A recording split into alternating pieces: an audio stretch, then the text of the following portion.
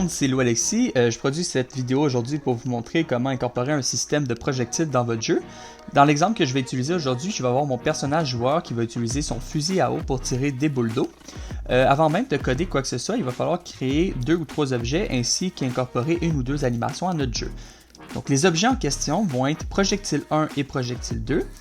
Moi dans mon cas, je vais les renommer O et O2 parce que c'est des boules d'eau que je tire dans mon jeu. Et selon si vous voulez jouer, si vous voulez tirer via clavier ou souris, il va falloir créer un objet clavier ou un objet souris, pardon. Fait que pour ce qui est des projectiles, je vais simplement, comme d'habitude, créer un sprite. Dans ce cas-ci, je vais nommer mon premier projectile O. Puis là, je vais y donner une couleur turquoise. Je vais faire un cercle comme ça, voilà. Et je vais le recadrer. Parfait. Donc ça, c'est notre premier objet. On va lui donner la shape à peu près qu'on veut. Moi, je veux pas qu'il soit trop gros, hein, parce que c'est juste un projectile, c'est une boule d'eau. Puis je vais aller le mettre à l'extérieur de ma scène. Vous allez comprendre pourquoi. Cet objet-là, on va y mettre le comportement projectile. Donc je vais dans ma liste de projectiles. Je vais sélectionner projectile.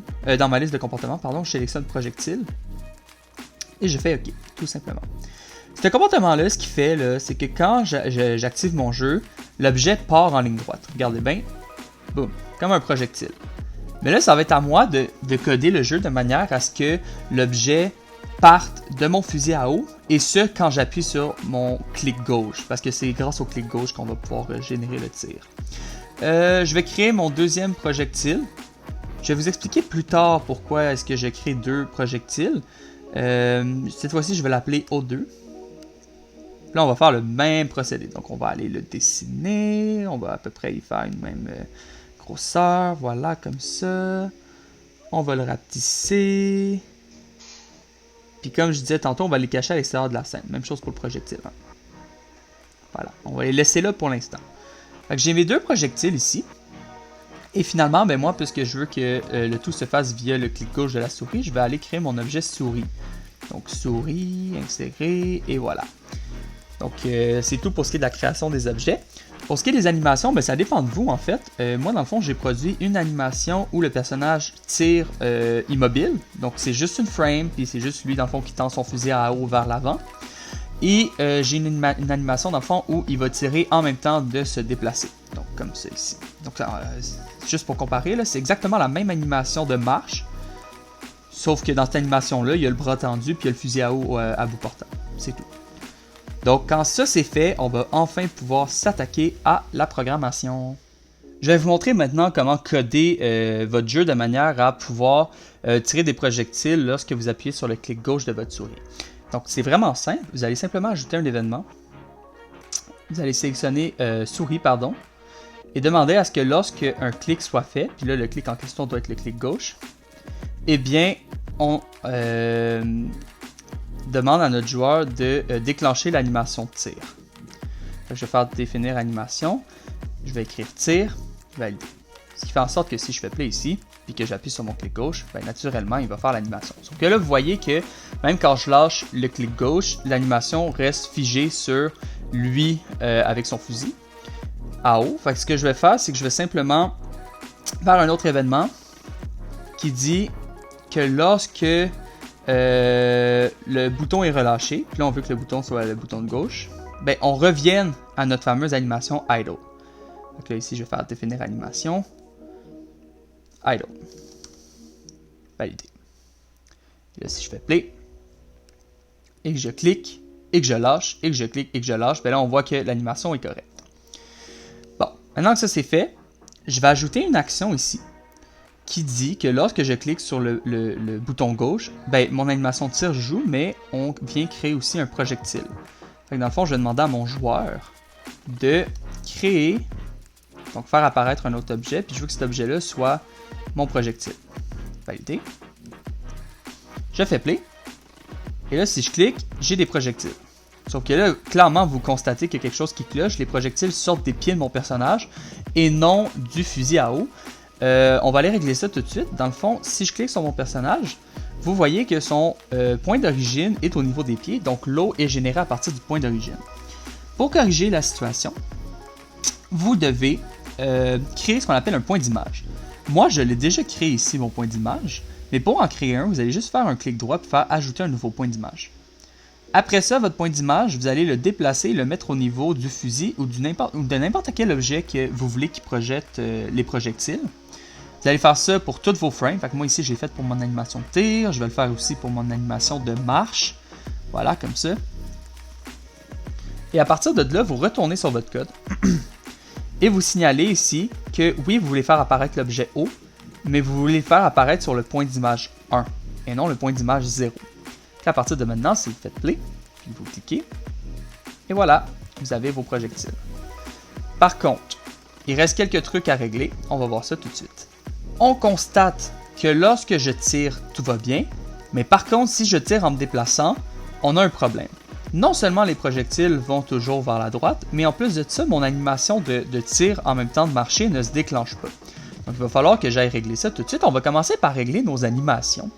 En fait, ici j'ai ma ligne de code qui dit que lors d'un clic du bouton gauche, on définit l'animation à jouer sur tir. Bien, on va venir copier ce code-là. Sauf qu'on va ajouter ici une condition qui est, en plus du clic gauche, lorsque le joueur est en mouvement. Voilà. Donc lorsque le joueur est en mouvement et qu'on appuie sur le bouton de gauche, ben, c'est pas l'animation de tir qui va jouer, en fait c'est l'animation de marche-tir. C'est le nom que j'ai donné à mon animation où on voit le personnage tirer en même temps de marcher. Ici, pour être sûr qu'il n'y ait pas de bug, je vais venir copier-coller la condition plateforme est en mouvement, mais je vais faire un clic droit et je vais faire inverser. Fait que ce qui se passe ici, c'est que j'ai une ligne de code qui dit que lorsque j'appuie sur le bouton de gauche et que mon bonhomme n'est pas en mouvement, ben c'est l'animation de tir normale qui joue. Donc l'animation de tir normale, c'est celle-là, ok? Par contre, si je clique sur le bouton gauche et que mon personnage est en mouvement, ben là c'est l'animation marche-tir qui va jouer. Ce qui fait en sorte que si je joue et que je me déplace, ben là on voit que mon personnage se déplace en même temps de tirer. On constate toutefois une chose, c'est que quand je tire et je me déplace, l'animation est vraiment pas fluide. Hein? On réalise que c'est tout le temps les deux mêmes frames qui jouent en boucle. L'effet est vraiment bizarre. Fait qu'on va aller corriger ça tout de suite. La correction est vraiment simple en fait. Vous allez sélectionner ici, lorsque le bouton gauche est relâché, définir l'animation à jouer sur idle. Et vous allez ajouter la condition quand plateforme n'est pas en mouvement. Donc on va juste venir ici faire un copier-coller. Parce que là dans le fond ce qui se passait, c'est que quand je tirais, ben, la seconde où que je réappuyais sur le clic gauche, il revenait sur idle, puis après ça, il redémarrait du début l'animation de tir, ce qui faisait en sorte que c'était les deux mêmes frames qui se superposaient. Sauf que là, ici, en ajoutant la condition lorsque plateforme n'est pas en mouvement, ça fait en sorte qu'il va faire son animation de A à Z quand je me déplace, puis il va arrêter seulement si j'arrête de bouger. Voilà, comme ça. On va venir aussi corriger la vitesse de mes projectiles. Parce que là, on réalise que mon personnage déplace à la même vitesse que mes projectiles. Donc ici, je vais sélectionner une vitesse de 1000. Ou 900, tiens. 900. Et je vais faire la même chose pour mon projectile 2. Puis là, vous vous demandez, mes projectiles 2, il sert à quoi? On ne l'a toujours pas utilisé jusqu'à maintenant. Mais je vais vous le montrer très bientôt. Juste m'assurer d'abord que, voilà, la vitesse a déjà plus d'allure. Donc là, le projectile 2, là, il va venir servir à faire en sorte que quand mon personnage fait face vers la gauche, ben, les projectiles est vers la gauche. Comme je vous disais, le projectile 2 va être le projectile dans le fond qui va partir vers la gauche lorsque le personnage fait face à la gauche. Pour ce faire, vous allez créer un événement et vous allez simplement mentionner que dès qu'O2 existe. Donc, vous allez écrire lorsque O2 est visible, voilà. Eh bien, son angle de déplacement, donc vous allez ici, va être de 180 degrés. Ce qui fait en sorte que mon projectile 1 va aller vers la droite et mon projectile 2 va aller vers la gauche. Et là, on va regarder ça tout de suite. Voilà, vous avez vu? J'ai un projectile qui est parti à droite, j'ai un projectile qui est parti à gauche. À partir du moment où on a créé le projectile O2 et qu'on lui a donné une direction opposée au projectile 1, ça va être à nous, dans le fond, d'écrire dans notre code les moments où on veut que ça soit le projectile 1 qui soit généré et les moments où on veut que ça soit le projectile 2 qui soit généré. Puis je vous répète que le projectile 1, puisqu'il va vers la droite, on veut qu'il soit généré quand le personnage fait face à la droite. Et le projectile 2, puisqu'il va vers la gauche, on veut qu'il soit généré quand le personnage fait face à la gauche. Fait que pour ce faire, je vais reprendre ici ma ligne de code qui dit que lors d'un clic du bouton gauche, le personnage tire et je vais ajouter une condition. Dans le fond, ma condition va être la suivante. Joueur, lorsqu'il est symétrique horizontalement, et là, en fait, moi, je veux l'opposer. Je veux que, en fait, ça soit quand il n'est pas symétrique horizontalement. Fait que je vais faire un clic droit et je vais faire inverser. Donc, lors du clic gauche, si mon personnage n'est pas en mouvement et n'est pas symétrique horizontalement, ben, il va générer le projectile haut et jouer l'animation de tir. Fait que là, je vais faire play. Là, regardez, c'est ça qui arrive. Je vais faire la même chose ici. Donc, je vais faire un copier-coller. La seule différence ici, c'est que quand j'appuie sur le bouton gauche, que mon personnage est en mouvement, donc elle est là la différence, mais que ma symétrie est toujours pas activée, donc mon personnage fait toujours face vers la droite, ben oui, on va générer le même projectile, sauf que là, c'est marche-tir qui va jouer. Donc là, si je fais play, je vais reculer un petit peu, puis que j'avance vers la droite, ben voilà ce qui arrive. OK? Voilà. Bon, maintenant, je veux que quand il se déplace vers la gauche, ou juste quand il fait face vers la gauche, ben ça soit O2 qui soit généré, parce que O2, dans le fond, c'est le projectile qui va vers la gauche. Fait que je vais prendre le code ici, je vais venir le coller, donc ici, on va le mettre là, voilà. Et là, on va changer quelques éléments ici.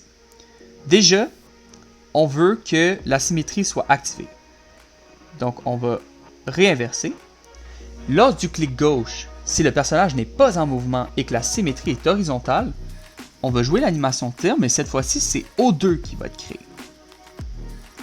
Parfait. Donc là, si je fais play et que j'appuie sur le clic gauche, il tire à droite. Par contre, si la symétrie est activée et que je clique, ben là, c'est O2 qui est généré, puis O2, ben comme je vous l'ai dit, il va vers la gauche. Donc là, ici, je tire vers la droite, ici, je tire vers la gauche. Il faut que je fasse la même chose pour mes déplacements. Donc, je vais prendre le code qui est ici, je vais venir le coller. Et là, lors d'un clic du bouton gauche, si plateforme est en mouvement et que la symétrie est activée, donc là, il faut que je fasse clic droit puis je fasse inverser, ben, on garde ça ici, donc l'animation marche-tir, sauf que je veux que l'objet généré soit O2. Voilà. Là, si je fais play, je me déplace, je tire à droite, je me déplace à gauche, je tire à gauche. Voilà. La dernière chose qui me reste à vous montrer, c'est comment éliminer cet ennemi-là en lui tirant dessus. Si c'est ça le but de mon jeu. Ben, c'est vraiment pas compliqué. En fait, je vais simplement demander à ce que quand O rentre en collision avec ennemi, ben, ennemi soit détruit. Et là, je vais faire exactement la même chose avec mon O2. Hein, parce que je veux que mes deux projectiles éliminent l'ennemi. Fait que là, ici, ça va être lorsque O2 entre en collision avec ennemi, et bien l'ennemi est détruit. Ce qui fait en sorte que si je joue et que je tire dessus, et voilà, l'ennemi est détruit. C'est probablement le tutoriel le plus compliqué que je vous ai montré à ce jour. Je vais vous faire ici un bref résumé de ce que vous devez savoir pour bien comprendre là, comment faire votre jeu. Vous devez vous assurer d'abord d'avoir créé les objets projectile 1 et projectile 2. Dans mon exemple, ces objets-là, c'est dans le fond O et O2. Ainsi qu'un objet clavier ou souris selon la manière dont vous voulez tirer dans votre jeu. Comme moi, par exemple, je tire grâce à la souris, alors je veux mettre l'objet souris.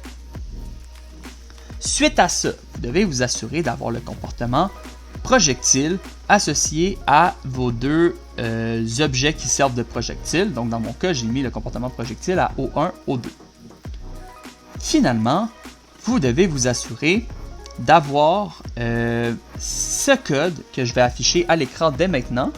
Dans le fond, la raison pour laquelle je l'affiche au complet, c'est que vous puissiez simplement le reproduire de A à Z à partir de ce moment-là de la vidéo. Mais c'est ça, vous avez juste à reproduire ce code-là pour avoir un système de tir dans votre jeu. Si vous avez des questions, n'hésitez pas. Je suis conscient que c'est très difficile en fait à comprendre tout ça. Mais je suis là pour vous aider. Fait que vraiment, juste m'écrire en commentaire s'il y a des trucs que vous n'avez pas super bien compris. Ou au pire, gardez vos questions pour quand on va se voir en classe, je vais vous aider. Je vous souhaite une excellente journée tout le monde et à la prochaine. Bye bye.